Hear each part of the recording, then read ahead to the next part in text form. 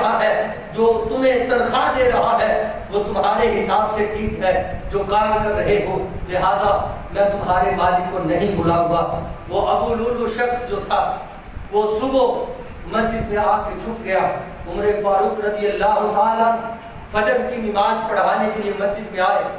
آج ہم میں سے بہت سے لوگ کہتے ہیں کہ ہمارا کام اور میرا کام اور میری ڈیوٹی میری نماز کو ترک کر دیتی ہے، میں نماز نہیں پڑھ سکتا، وجہ یہ ہے میں مجبور ہوں، میں نے رزق کمانا ہے۔ مجھے بتاؤ عمر کون ہے جو 22 لاکھ مربع میل پر حکومت بھی کرتا ہے اور مسجد میں عبادت بھی خود کرواتا ہے؟ یہ ہے عمر فاروق رضی اللہ تعالیٰ۔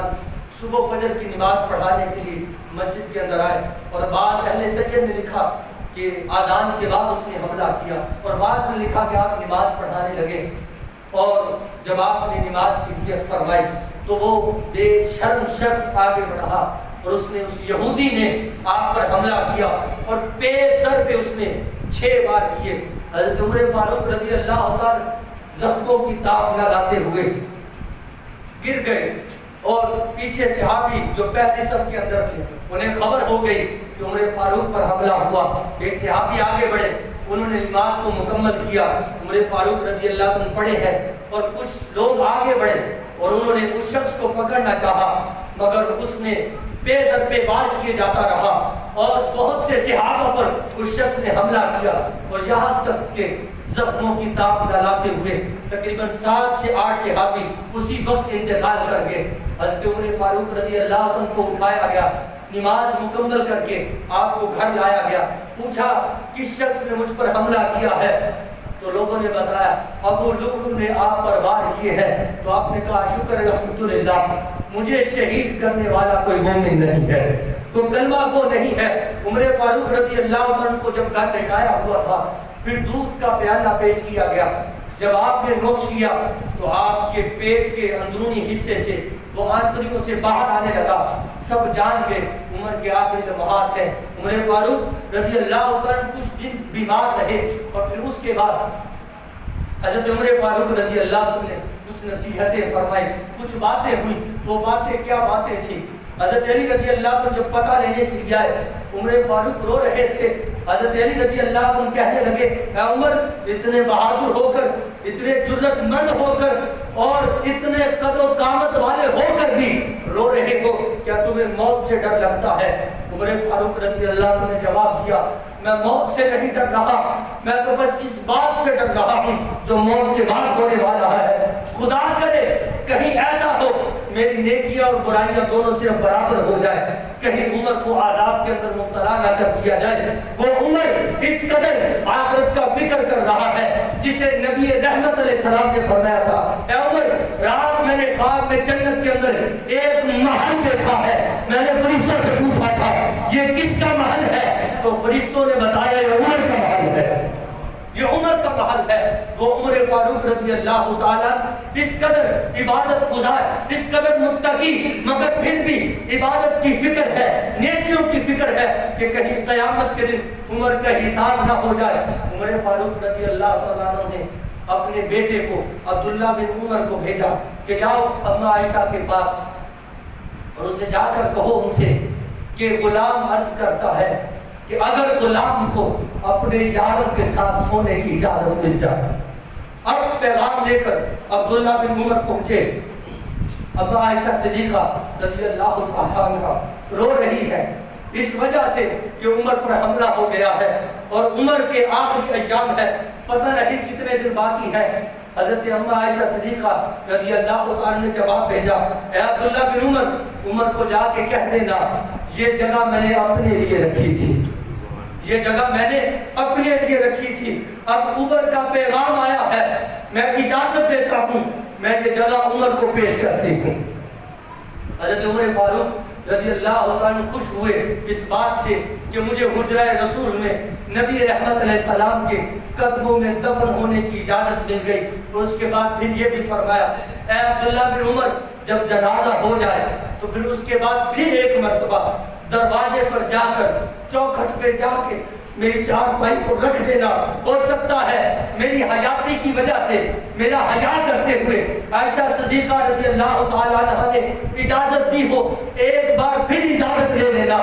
حضرت اما عائشہ صدیقہ رضی اللہ تعالیٰ عنہ رو رہی ہے کہ عمر انتقال کرنے والا ہے. وہ عمر جو عدل و انصاف کا پیکر تھا, وہ عمر جو دوسروں پر بھی عدل کرتا ہے, وہ عمر جو خود پر بھی عدل کو قائم کرتا ہے.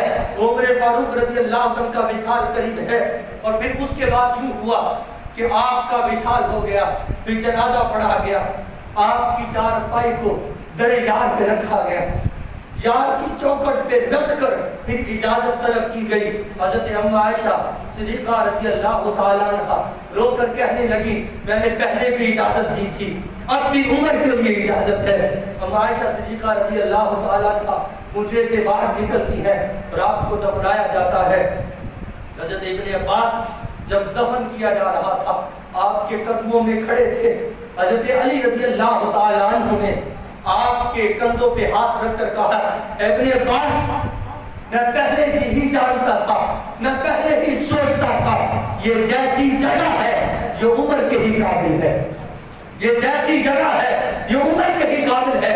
اس لیے کہ میں نے جب بھی سنا مصطفیٰ کریم صلی اللہ علیہ وسلم کی زبان سے, جب بھی میں نے کسی کی زبان سے سنا یہ الفاظ سے حضور نکلے ابو بکر و عمر صاحب تھے, حضور داخل ہوئے ابو بکر و عمر صاحب تھے, حضور بیٹھے تھے ابو بکر و عمر صاحب تھے, حضور مسجد سے باہر نکلتے ہیں تو ابو بکر و عمر صاحب ہے. بس میں جان گیا تھا جو زندگی کے ساتھ ہے وہ قبر میں بھی ساتھ ہوگا, وہ قبر میں بھی ساتھ ہوگا.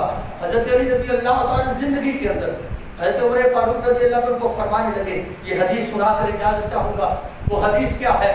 اور میں علی میں نے نبی رحمت علیہ السلام سے یہ جملے سنے ہیں کہ عمر جنت کے چراغوں میں سے ایک چراغ ہے. سمیعت رسول اللہ صلی اللہ علیہ وسلم سراجا عمر فی اہل الجنہ, میں نے سن چکا ہوں. حضرت عمر فاروق رضی اللہ عنہ نے فرمایا کیا یہ کلمات تم نے خود سنے ہیں؟ حضرت علی رضی اللہ عنہ نے فرمایا ہاں میرے پیارے بھائی میں نے حضور سے خود سنے ہیں. عرض کی اے پیارے علی کیا یہ جملے آپ کسی کاغذ پر لکھ کر مجھے نہیں دے دیتے؟ لکھ کر حضرت علی رضی اللہ عنہ نے دے دیے. کہا عمر میں نے خود حضور سے سنا ہے کہ عمر جنت کے چراغوں میں سے ایک چراغ ہے, جنت کے چراغوں میں سے ایک چراغ ہے. یہ لفظ اور جملے میں نے خود سنے ہیں. آپ نے تحریر لکھوائی اور اپنے بیٹے کو نصیحت کی.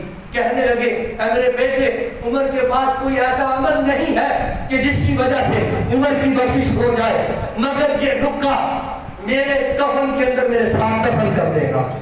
ہو سکتا ہے اس رکے کی وجہ سے عمر کی بخشش ہو جائے. عمر آخرت کی اتنی فکر کر رہا ہے. وہ خلیفہ, وہ جو حضور صلی اللہ علیہ وسلم کی نگاہوں کے سامنے رہنے والا, جو مرید نہیں مراد رسول ہے, جو داماد رسول ہے, مصطفیٰ کریم صلی اللہ علیہ وسلم کی صحبت سے فیض پانے والا, اس قدر آخرت کے بارے میں فکر مند ہے. مگر آج ہم لوگ کس قدر دین سے دور ہے, ہم کس قدر آخرت کو بھولے ہوئے ہیں, ہم دنیا کے اندر ڈوبے ہوئے ہیں. حضرت عمر فاروق رضی اللہ تعالیٰ نے عدل قائم کیا. اسی کے ساتھ بات کو ختم کر رہا ہوں. اگر میں چاہتا ہوں کہ اس دنیا کے اندر, اس ملک کے اندر انصاف قائم ہو تو اپنے گھر سے آغاز کرنا ہوگا, اپنے آپ سے آغاز کرنا ہوگا, اپنے آپ سے عدل کو قائم کرنا شروع ہوگا. وگرنہ یہ معاملہ بڑا مشکل ہے کہ ہم کہہ دیتے ہیں یہاں عدالتیں انصاف نہیں دیتی. کبھی سوچا ہے میں نے اپنے بھائی کے ساتھ انصاف کیا, میں نے اپنے بہن کے ساتھ انصاف کیا, رشتے داروں کے ساتھ انصاف کیا, بیٹوں کے ساتھ انصاف کیا؟ اگر ہم گھر کے اندر انصاف نہیں کر سکتے تو ملک کی عدالتوں سے ہم کیوں انصاف تلاش کر رہے ہیں؟ انصاف ناممکن ہے تب تک جب تک ہم اپنی زندگی کے اندر انصاف کو پیدا نہیں کرتے. اللہ تبارک و تعالیٰ مجھے بھی اور آپ کو بھی حضرت عمر فاروق رضی اللہ تعالیٰ کے نقش قدم پر چلنے کی توفیق عطا فرمائے.